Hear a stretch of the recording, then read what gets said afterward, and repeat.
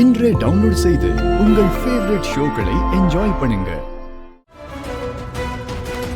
கையெழுத்து போடாதீங்க சார்.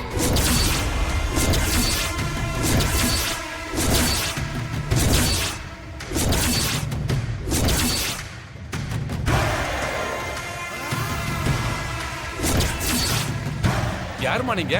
ஏன் சைன் போட கூடாதுன்றீங்க? சார், இவ ஒரு பைத்தியம் சார். இவ சொல்றதெல்லாம் நீங்க எதையுமே கேட்காதீங்க.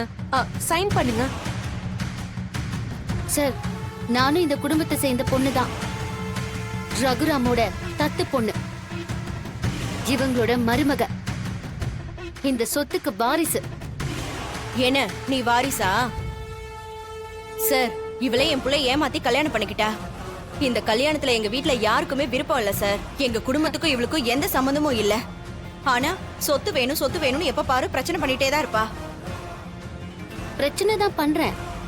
ஆனா சொத்து வேணும்னு இல்ல, குடும்பம் பிரிய கூடாதுன்னு. சார், அவ சொல்றதெல்லாம் விடுங்க சார். நீங்க சைன் பண்ணுங்க சார். சொத்துல வில்லங்க இருக்கும் போல இருக்கு. சார், வில்லங்கமெல்லாம் எதுவும் இல்ல சார். அதெல்லாம் நான் பாத்துக்கிறேன் சார். டேய், நீ தேவையில்லாத வேலையெல்லாம் பார்த்துட்டு இருக்க. யோ, குடும்பத்தை பிரிக்க நீதான் இவங்க மனச மாத்தி இப்படி எல்லாம் பண்ணிட்டு இருக்க. டேய், நீ அடங்க மாட்டல. இப்பவே போலீஸ கூப்பிடுறேன். யார வேணாலும் கூப்பிடு. நான் இங்க இருந்து போக மாட்டேன். சொத்தையும் பிரிக்க விட மாட்டேன். ஓ அப்படியா? இது வர. Hello, police station sir. Registration ஆபீஸ்ல ஒரு பொண்ணு இங்க வந்து சொத்தை பிரிக்க விடாம பிரச்சனை பண்ணுது சார். தயவு செஞ்சு கொஞ்சம் வாங்க சார்.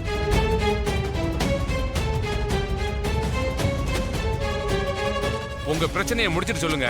ரெஜிஸ்ட்ரேஷன் அப்புறம் பாத்துக்கலாம். ஐயோ சார், ஏண்டி கரகம் முடிச்சவளே, எங்களை நிம்மதியாவே இருக்க விட மாட்டியா நீ? மரியாதை இங்க இருந்து போடி. நான்லாம் எங்கேயும் போக மாட்டேன். உனக்கு எல்லாம் மனசாட்சி இல்லையாடி? மனசாட்சிய பத்தி நீங்க பேசுறீங்களா? நீங்க மனசாட்சியோட தான் இந்த வேலையெல்லாம் பண்றீங்களா? இங்க பாருடி, நீ இப்படி எல்லாம் பண்றது என் புள்ளைக்கு மட்டும் தெரிஞ்சதுன்னு வச்சுக்கோ. நான் வேணா போன் பண்ணி தரேன் அத்தை. நீங்க சீனு கிட்ட சொல்லுங்க. நான் என்ன பண்றேன், நீங்க என்ன பண்றீங்கன்னு எல்லாத்தையும் சொல்லுங்க. சீனு வந்தா என்ன நடக்கும் தெரியுமா? எனக்கு இந்த சொத்துல ஷேர் இருக்கு. ஏன் சைன் இல்லாம நீங்க சொத்தை பிரிக்க முடியாது. அப்படியே பிரிச்சாலும் அது செல்லாது. சார், இவங்க சொல்ற மாதிரி இவங்களுக்கு தான் ரைட்ஸ் இருக்கு. இவங்களை அரெஸ்ட் பண்ண முடியாது. நாங்க இங்க வந்தது நீங்க சொல்லல. அவங்க சைன் இல்லாம நீங்க சொத்தை பிரிக்கிறீங்கன்னு மாயா கம்ப்ளைண்ட் கொடுத்திருக்காங்க. அதனாலதான் வந்தோம். மீறி நீங்க சொத்தை பிரிச்சீங்கன்னா உங்களை தான் கைது பண்ண வேண்டியது இருக்கும்.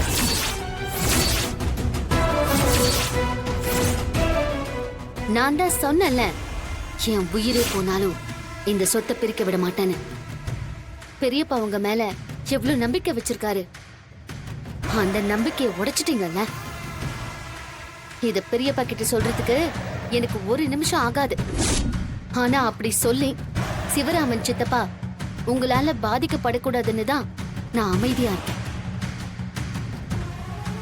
சித்தி, இந்த விஷயம் சித்தப்பாவுக்கு தெரிஞ்சா என்ன ஆகும் தெரியுமா? இப்பவும் நான் உங்களுக்கு நல்லதுதான் பண்ணியிருக்கேன். நான் இப்ப வாங்கின ஸ்டே ஆர்டருக்கு கண்டிப்பா பெரியப்பா என் மேலதான் கோவப்படுவாரு. ஆனா குடும்பம் பிரியக்கூடாதுன்னு தான் என்ன பத்தி கூட கவலைப்படாம இத நான் பண்ணியிருக்கேன். இத இப்பவும் நான் அவர்கிட்ட சொல்ல போறதில்ல. ஆனா இதுக்கு மேல திரும்ப ஏதாவது பண்ணீங்க, உங்களை யாராலையும் காப்பாற்ற முடியாது.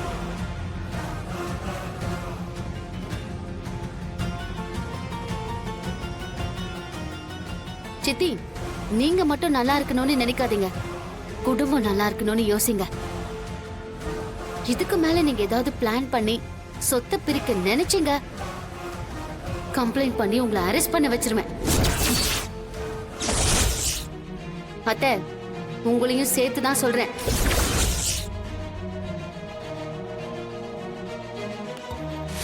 மாயா உங்க பொண்ணு இல்லைன்னு சொல்லி தத்தெடுத்ததை கேன்சல் பண்றதுக்காக கோர்ட்ல அப்ளை பண்ண சொல்லிருந்தீங்கல்ல?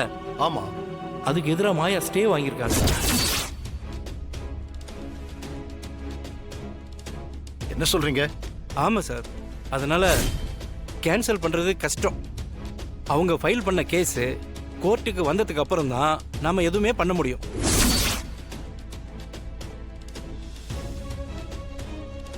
பாத்தீங்களாண்ணே இவ என்ன வேலை பார்த்திருக்கான்னு? ஜானகி, ஏதோ சொன்னீங்க அவளுக்கு என் மேல மரியாதை இருக்குன்னு. இப்ப பாத்தியா என்ன பண்ணிருக்கான்னு? ஊருக்கெல்லாம் நீதி சொல்ற எனக்கு எதிராக கேஸ் கொடுத்து வச்சிருக்கா. அண்ணே, அவளுக்கு யாரு மேலயும் பயமும் இல்ல, மரியாதையும் கிடையாது.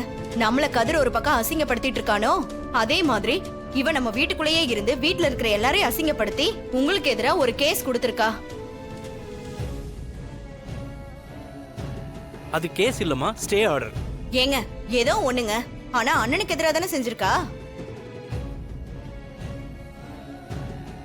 மச்சான், மாயாவுக்கு எப்பவும் உங்க பொண்ணா இருக்கணும்னு தான் மச்சான் ஆசை. அதனால கூட அதுக்கு இப்படி மாமாக்கு எதிராக தான் கேஸ் கொடுப்பாளா? அதுவும் அவர் ஊர் தலைவர் வேற.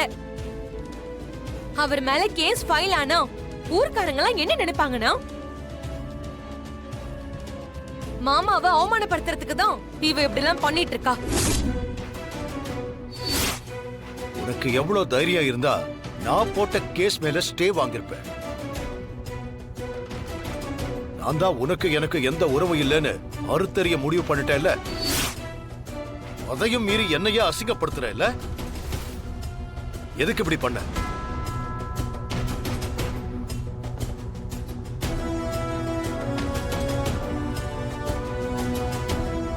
வீட்டுக்குள்ள இருக்கிறவளே மாமாவுக்கு எதிராக கோர்ட்டுக்கு போனா அப்புறம் எப்படி மாமாவை ஒரு தலைவரா ஊருக்குள்ள மதிப்பாங்க? இவளுக்கு வேற மத்தவங்க யார பத்தியுமே கவலை இல்ல, அவ மட்டும் தான் நல்லா இருக்கணும். இவ இந்த வீட்டுக்குள்ள வந்ததே எல்லாரையும் பழிவாங்க தானே. எல்லாரையும் வீட்டை விட்டு வெளியே அனுப்பிட்டு இவ மட்டும் சந்தோஷமா இருக்கணும்னு பாக்குறா. யாரு வெளிய அனுப்ப பாக்குறா? வேண்டாம், தேவையில்லாம பேசிட்டு இருக்காத. அதானே பார்த்தேன். இப்பவும் நீங்க அவளுக்கு தானே ஆதரவா பேசிட்டு இருக்கீங்க. அண்ணனுக்கு எதிரா அவ கோர்ட்டுக்கே போயிருக்கா. அது எவ்வளவு பெரிய அவமானம். ஏன் இப்படி பண்ணேன்னு கேட்டேன் உன்னை. பெரியப்பா, நம்மள சுத்தி நிறைய விஷயங்கள் நடந்துட்டு இருக்கு. போதும், உன்கிட்ட நான் கதையெல்லாம் கேட்கல. எனக்கு எதிராக எதுக்காக இத பண்ண?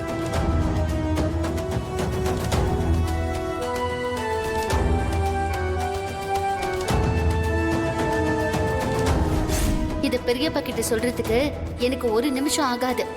ஆனா அப்படி சொல்லி சிவராமன் சித்தப்பா உங்களால பாதிக்கப்படக்கூடாதுன்னு தான் நான் அமைதியா இருக்கேன்.